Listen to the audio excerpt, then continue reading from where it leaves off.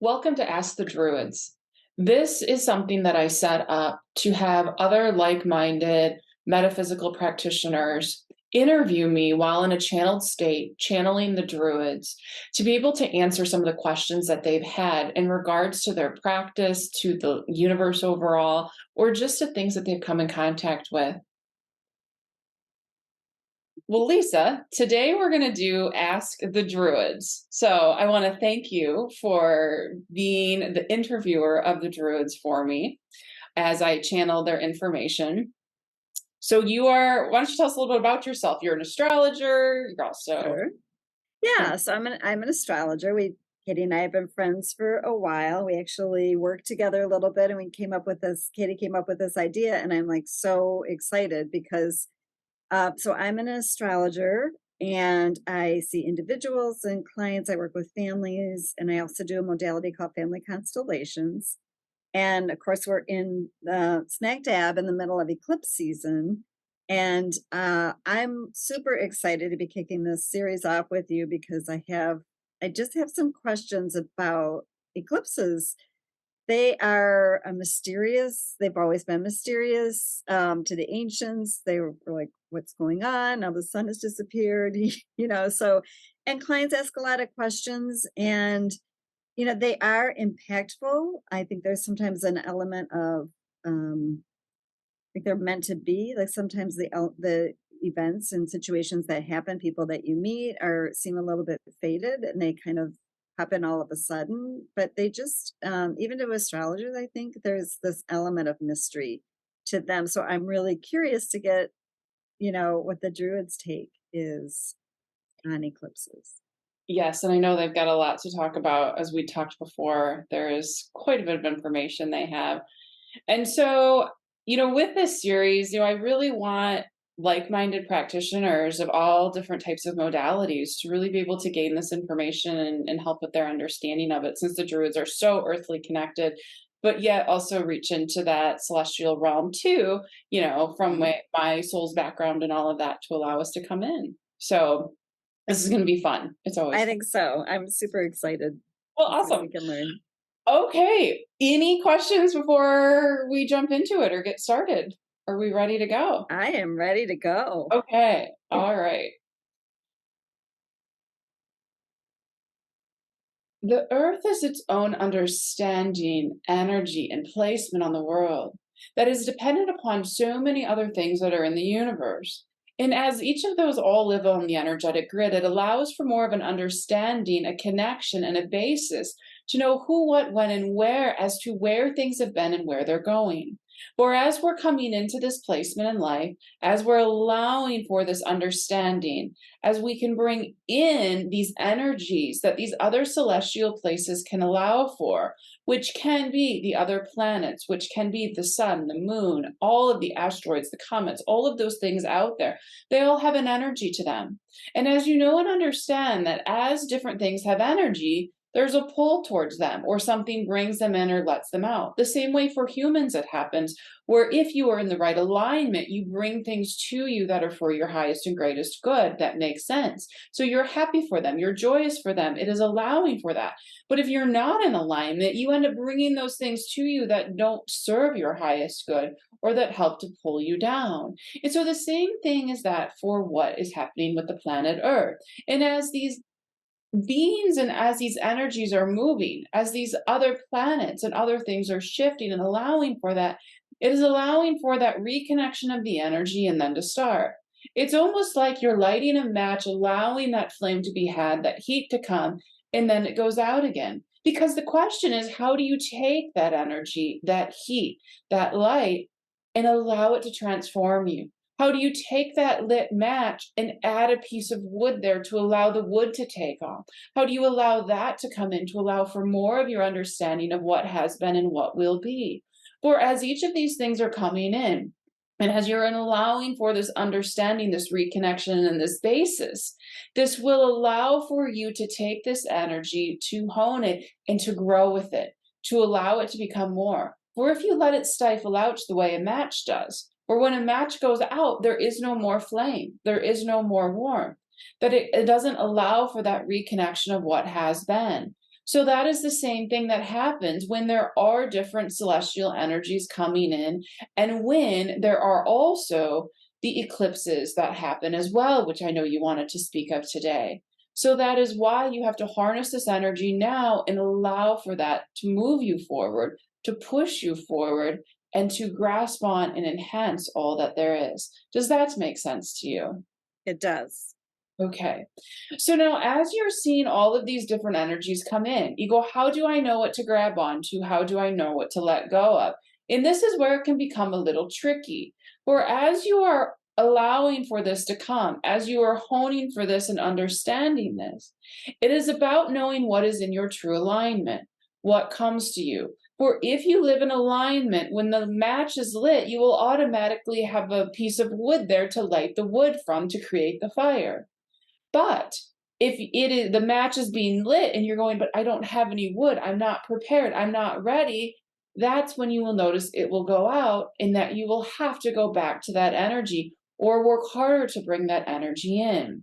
Because when the two things meet, so when the sun and the moon come together, that allows for those two to be strongest. It is like a snap. Here's what you need, here's where you can go. And as they start to part again, and as they will come back together, as you know, it allows for that understanding and that basis that there needs to be that give and take. That while you're in there, you know it is available to you, but you have to stretch more to get there. It is not just here it is, take it. So it is truly about being in alignment, because when you are in alignment, what you need will be brought to you, but when you're not is when you will not. So when you can become set in who and what you are, where you're at on your path, so much more of this will make sense than what has thus far. Is that clear to you?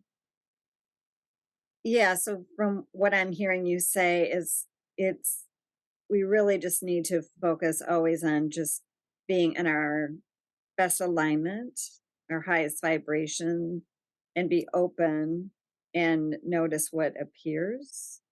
Yes. So when you are in your alignment and you are settled in your space with your being, when someone hands you the match or shows you the match that's lit, you go, oh, yes, here is my wood. But if you are not in that alignment and they show you the match, you're going to be scrambling. Well, here is a small twig, or here is a leaf. Let me start my fire here.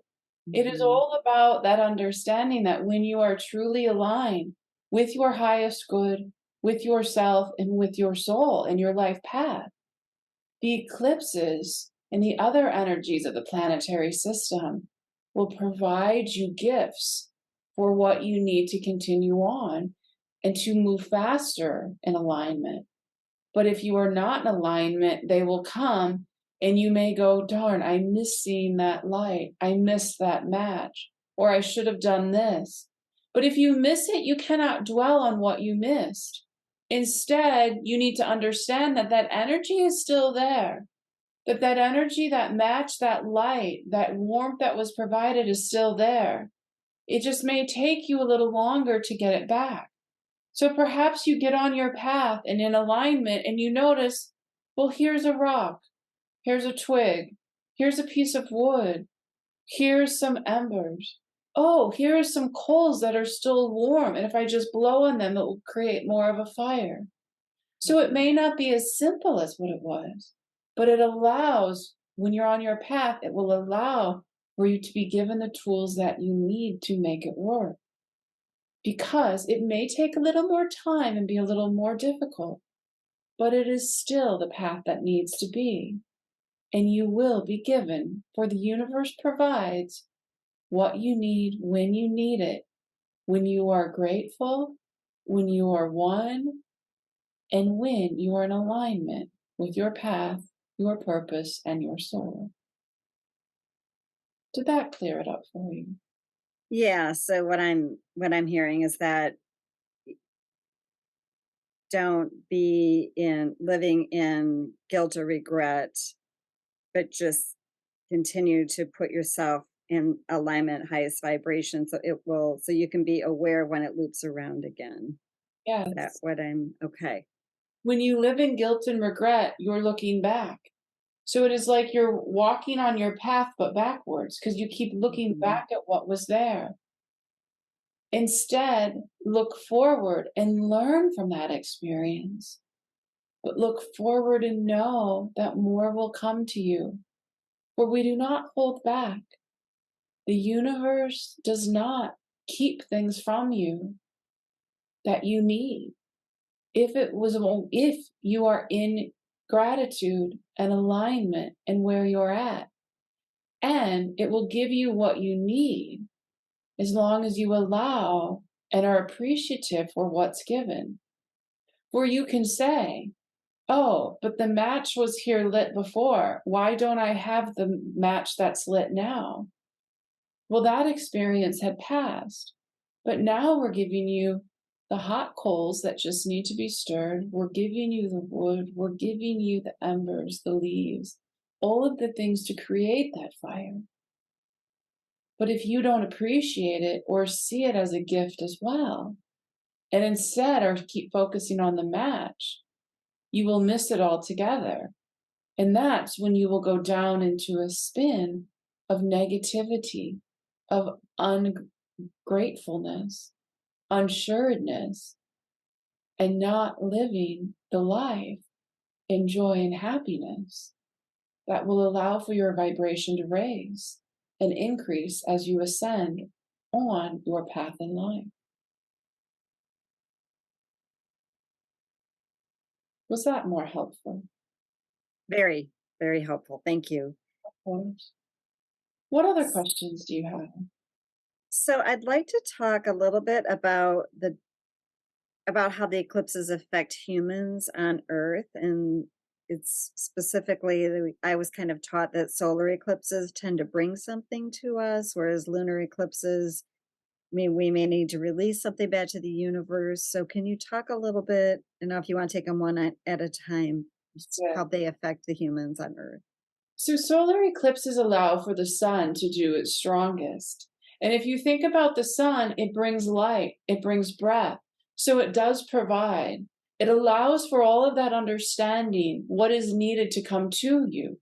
But remember, as long as you're in alignment with that. So, yes, it does provide. It may not provide exactly what you were thinking, but Mhm. if you can allow and be thankful for what is given to you, it will provide what is needed. And yes, you are correct in saying that the lunar, it does not make you need to release, but it may need you to think, to contemplate things more. For the moon is such an emotional being. It is such a deep energy that delves into so much of the soul, the past lives, the psyche, or even you could say the subconscious at times, that affect and create the being that each person is. And so, when the power of that energy is amplified through an eclipse, through the lunar eclipse, is it about going deep? And yes, you may need to release, but you may also just need to shift a belief. You may to realign an energy. You may need to understand a past life or an energy or an attachment or something that is with you. But it is about going deep and inward to shed that. It is like when you go to clean out the closet and you go deep way into the back and go through the back of the drawers and the cubby holes and all of those places that normally you don't look at. This is what that energy is amplifying. And sometimes that energy and that eclipse may bring one of those things forward that you didn't even know was there, that you didn't know was what you had. And so it is about looking at it, evaluating it. See if it fits, see if it needs to be transformed, realigned, let go of, or brought closer to you. It is about looking at how it fits and then making those shifts and those changes. So that is the difference between the two. Is that clear and make sense to you? Yeah, very much. I appreciate the clarification on the lunar Of course, of eclipse. course. Yeah. And so now we're in an interesting time because the eclipses are in the process of changing astrological signs. So we're in the process of wrapping up Scorpio Taurus axis and going into the Aries Libra axis. So I'm wondering if there's any additional information at this time in our history as we go into the energy of Aries Libra that you think of us. So when you look at it from an astrological sense, and when you view up into the celestial realm and how all of those are written out and where you are, the energies are different, as you know from working within the energies. And so as you make those shifts, when you first make a shift into a sign, it is about that amplifying of that energy, that standing in this is where I am. The same way when you walk through a doorway, you step in through that door and you say, I am here, and you feel that energy of that space. But as you traverse the room, you get more comfortable and you get more stagnant and you sit. And it is until you're getting ready to leave that you feel that energy yet again because you know you're leaving. And so it is Mhm. about understanding that energy of the Aries and of the Libra that is allowing for that to come in. And that knowing that when you first go into that, you're hit with this new energy, these new beliefs, and these new things. And so as you walk through, and as this time transverses before we leave this space, it is you get put comfortable with it and it doesn't make as much of an impact. But that is the time when you are in it that is about diving deeper in. For if you are comfortable with that energy that you're in, it will allow for you to have a set space. And when you are comfortable, it allows you to dive deeper, although you may not see it as diving deeper. So for now, it is shocking people as they're feeling it more. But then as you get into it, they'll settle down and they won't have that understanding of what has been. But that is when they need to go deeper. And then when they get ready to go, they'll say they may get pulled back because there's something they missed, but they're literally being propelled forward into the next house and next sign. And so that is when they'll feel the energy from both, from the one that they're leaving and the one that they're going into. But humans are all about newness. It is about feeling that energy of the new instead of what was the old. And so that is why you feel the movement into the new sign more than you do from the leaving of the old sign. Mm. Does that make sense? And Mhm. Mhm. so, what Yeah. else do you have for us today? So, wondering about whether, at the time of the eclipses, is that a good time to practice some rituals or ceremonies in groups? Can you talk a little bit about, or is it maybe maybe it depends. Maybe um, sometimes it's better in a group. Sometimes it's better just contemplative by yourself, meditation. Just kind of curious about how we can best harness the energy. It is all about what works best for the individual. There are those that will want to be in groups, for when you bring people together, it amplifies the energy that is there. You can connect in, you can allow for that. But there are those that will need to do it on their own. When you look at an eclipses, you have to look at the sun versus the moon again. With the sun, it brings more people, it brings vibrancy, it brings all together. When the Mhm. moon, it is more about the individual going inward and that solidity and that soul, that aloneness that is needed. And so when you can look at it, what works best for you, it is about the individual being and soul and where they are on their path. But as a bigger part, and what we will say, because we know you want an answer to the question one way or another, is that when you are in the solar, look for the groups, look for that energy that's colliding, look for that celebration. But when it is a lunar, that is when it might be better off to be a very small group or pointed in a certain direction, or it could be something on your own. It does not mean you have to go one way or another, because it is dependent on the person. But that is when you may feel more of the connection to the energies that are coming in, to the sun and the moon, because you are in alignment with what they truly want and who they are. Because as each person is an energy, as a soul has a purpose, so do each of the planets, including the sun and the moon. They have a personality, they have an energy to them that they're giving to you. So you can't take an introverted person who doesn't like large groups and put them on a stage and say, speak, tell us what you know. It won't work. The same way, if you take a very extroverted person, you say, well, you're just going to talk to this one person in this room by yourself, but all the other people are in the room next door. They're going to get it's going to be very odd for them. It won't work. And so it's about breathing in that energy that they have. The same way with all the other planets and the signs as well. For they have energy, they have purpose, they have meaning. And they do hold their spot within the energetic grid that all beings, all humans, plants, animals, all the energies of the universe are on. And so that is what will make most sense.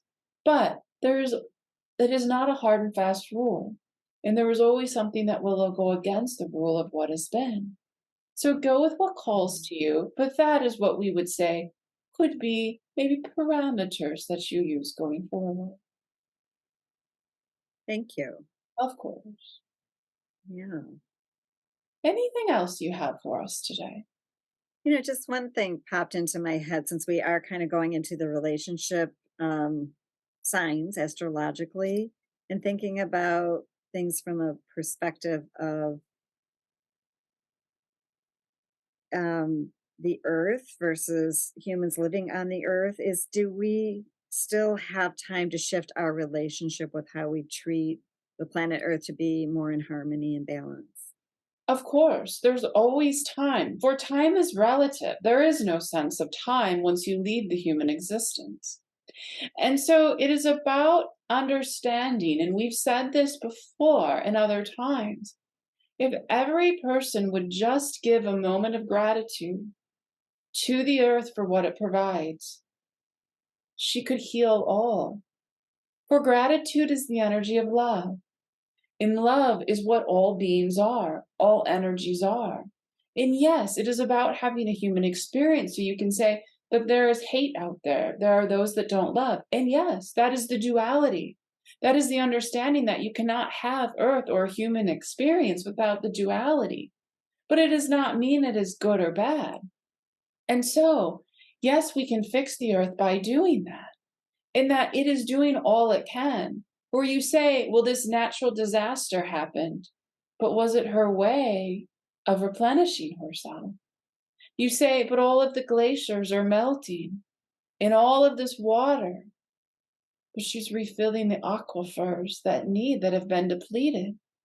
So it is about balance and harmony for her, that she needs to deplete what has been given. And it is not that she's not willing to support each being on the earth.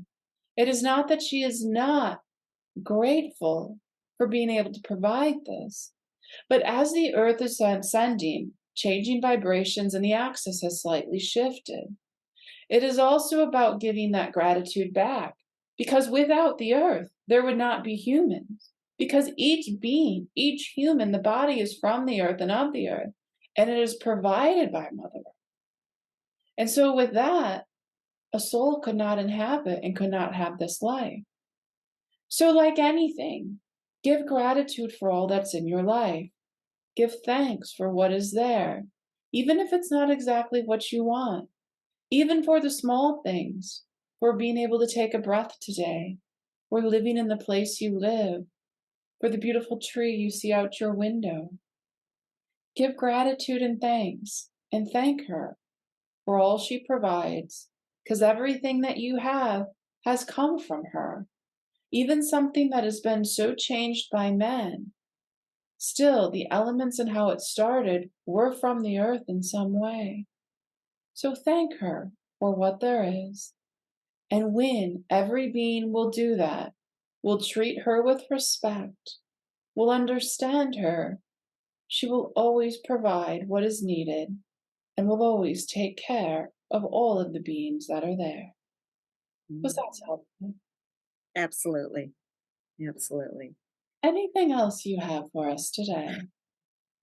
I can't think of anything at the moment. I'm so grateful to get this information from you. We are always happy to speak with you. And with that, we wish you a good All right. All right. Any questions on what they said or anything I can help clarify? Ooh, gosh, that was awesome. Um, I don't think so. I honestly, they were very clear. I got all my questions answered. Okay, So yeah, wonderful. Well, yeah. thank you for doing this. Oh I my know, gosh. No, it was great. I know I you'll be part. yeah. You'll be back again for I sure. will definitely be back again with more Maybe, maybe, questions. maybe even next week. Who knows? Right, exactly. I'm sure you have other people, but I'll slip in No. there. Yeah, no, no. So thank you so Uh, much. you're so And welcome. again, for anyone who's interested, all of Lisa's information about how to get an astrology reading from her or family constellation will be below. So go Okay. down there and click down there because she has read my chart and is really, really good at what she does. So Mm. I know you. And as is Katie, and we look forward to more projects together and yeah. Exactly. All right. Well, thank So you so much. And thank you. enjoy the rest of your day. So, Okay. if you have any questions or topics, please send them my way, and we will have someone ask them on one of our upcoming episodes.